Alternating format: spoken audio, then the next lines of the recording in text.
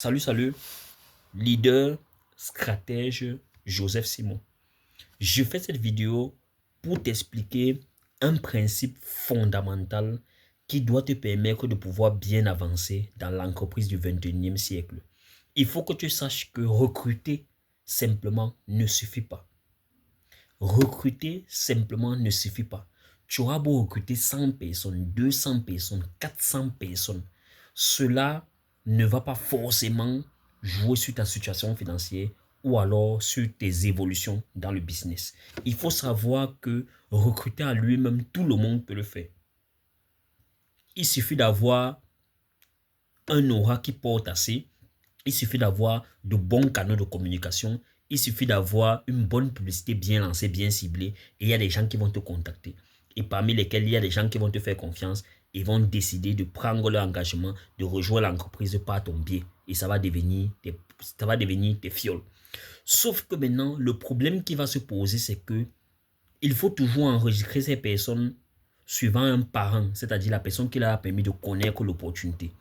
Si maintenant, toi, le parent, tu ne comprends pas ce qu'on appelle le réseau, tu ne maîtrises pas ce qu'on appelle le réseau, bien les bases, ce qui va t'arriver, c'est que tu vas te retrouver dans une position où tu as beaucoup de personnes qui sont dans ton équipe, mais qui ne te produisent rien. Tu as beaucoup de personnes qui sont dans ton équipe, mais qui font un effet de masse. Tu as beaucoup de personnes dans ton équipe, mais qui ne travaillent pas. Pourquoi? Parce que, comme j'ai dit d'entrée de jeu, recruter seulement, c'est rien. Seul le recrutement ne suffit pas. Seul le recrutement ne suffit pas. Tu dois encore pouvoir mettre en avant un accompagnement, un soutien, un encadrement qui va aider ces personnes que tu recrutes à non seulement changer leur propre vie, avoir leurs propres résultats, avoir leur propre témoignage. Parce que naturellement, dans tout business qu'on se lance qui est nouveau, il y a des difficultés. Parfois, on se décourage. Parfois, c'est difficile. Parfois, tu te demandes même que est-ce que ceux qui sont devant moi là, ce n'est pas parce qu'ils sont plus anciens que moi qui s'en sortent. Donc, toutes ces questions que tu te poses là, c'est exactement que tu te poses autant pour moi. C'est exactement comme ça qu'un nouveau qui vient d'arriver se pose. Donc, tu peux imaginer pour lui, quand il ne reçoit pas d'accompagnement, quand tu ne l'écris pas de temps en temps pour savoir comment va sa propre santé, quand tu ne l'écris que pour savoir comment le business fonctionne, tu peux sentir comment est-ce qu'il se sent un peu. À un moment donné, c'est ça qui fait qu'il lâche. Et tu perds ton prospect ou bien tu perds ton fiole. Si donc tu as compris cette partie d'entrée de jeu, on peut passer à la phase 2. La phase 2 maintenant. Lorsque tu veux intégrer quelqu'un sous toi, pose-toi toujours ces deux questions-là. Première question, je le mets directement sous moi ou bien je le mets en bas de quelqu'un dans mon équipe. Pourquoi cette question? Lorsque tu prends la peine de mettre quelqu'un en bas de toi, tu dois toujours te dire que cette personne-là est déterminante pour ton futur dans le business. Pourquoi? Tu vas mettre parfois des personnes qui ont une grande communauté derrière eux.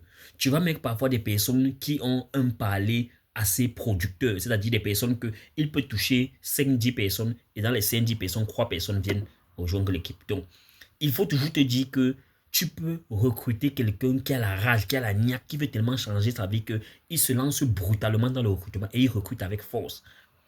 Et si donc tu t'es déjà dit ça, ça veut dire que tu dois préparer le terrain au cas où ça arrive. Comment est-ce que tu peux gérer? Parce que ton réseau doit toujours être équilibré. Il doit toujours avoir un certain équilibre. Il ne doit pas avoir un pied qui dépasse l'autre. Parce que c'est tes deux pieds qui te tirent vers le haut et qui te permet de changer de statut ou changer de grade. Ça veut donc dire quoi? Quand quelqu'un prend la décision de prendre la carte d'entrer dans ton équipe, il faut toujours que tu regardes d'abord ton réseau pour savoir où est le meilleur endroit où il faut le placer. Est-ce que je veux le placer directement sur moi parce qu'il n'y a pas de problème et que ça va m'aider?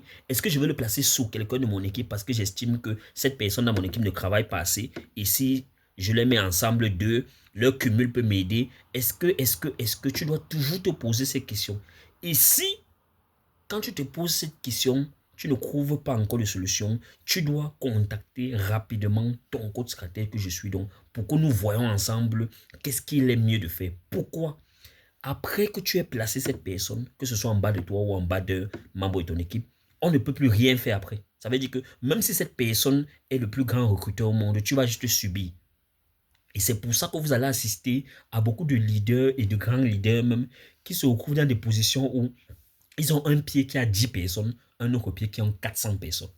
Pourquoi? Parce que quand il créait les pieds et qu'il mettait les gens en bas de lui, il ne lui est jamais venu à l'état d'esprit que la façon dont je classe les gens là, par affinité, si demain il arrive que un nouveau vienne et qu'il a la rage, qu'il soit brut et qu'il recrute de manière exagérée, est-ce que ça ne va pas jouer sur moi? Parce que rassurez-vous, quand tu viens dans un business, tu viens avec ta foi, tu viens avec ton aura, tu viens avec ta rage.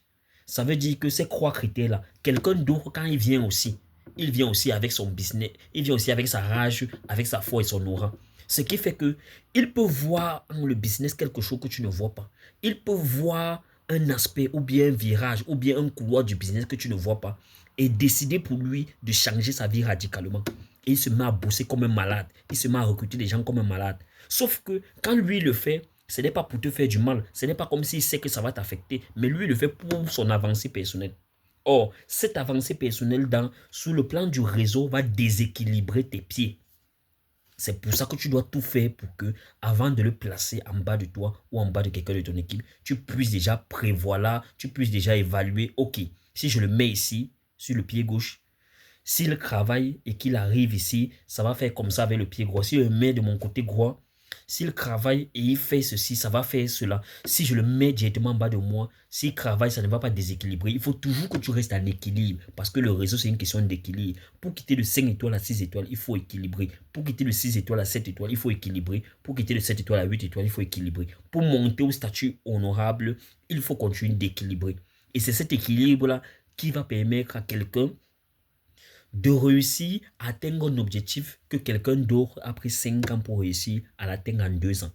C'est ce qui va permettre à ce que quelqu'un en 5 ans atteigne un objectif que quelqu'un a dû prendre 10 ans pour atteindre. Parce que lorsque ton réseau est déséquilibré, la seule chose que tu as à faire, c'est de travailler pour équilibrer ça. Tu ne peux plus rien faire. Tu ne peux plus déplacer et dire que bon, voilà, j'aurais aimé que vous preniez celui-ci qui est là depuis 2 ans, vous le remettez, c'est terminé, il n'y a plus de possibilité. Donc, tu dois comprendre cette vidéo et la saisir de manière perpétuelle. Ça veut dire qu'à partir d'aujourd'hui, tous les recrutements que tu dois désormais faire, tu dois toujours ancrer dans ton compte de travail pour vérifier, ok, j'ai tel nombre de membres, j'ai tel nombre de personnes en bas de moi. Tel travail comme ça, tel travail comme ceci. Tel autre est dangereux en ceci. Tel autre peut faire ceci. Comme je suis en train de recruter un nouveau là, je vais le mettre ici parce que je sais que d'ici 3 ans, d'ici 4 ans, il n'y aura pas de souci. Je vais le mettre en bas de moi parce que je sais que il faut toujours que tu aies un justificatif stratégique. Et tu vas voir comment, avec cette leçon que j'ai reçue, qui a radicalement changé non seulement ma conception du réseau, non seulement mon classement dans le réseau, tu vas non seulement bien t'en sortir et tu vas grader les statuts en un rien de temps sans toutefois avoir des soucis. Généralement, mon peuple périt faute de connaissances. C'était le coach stratège. Abonne-toi.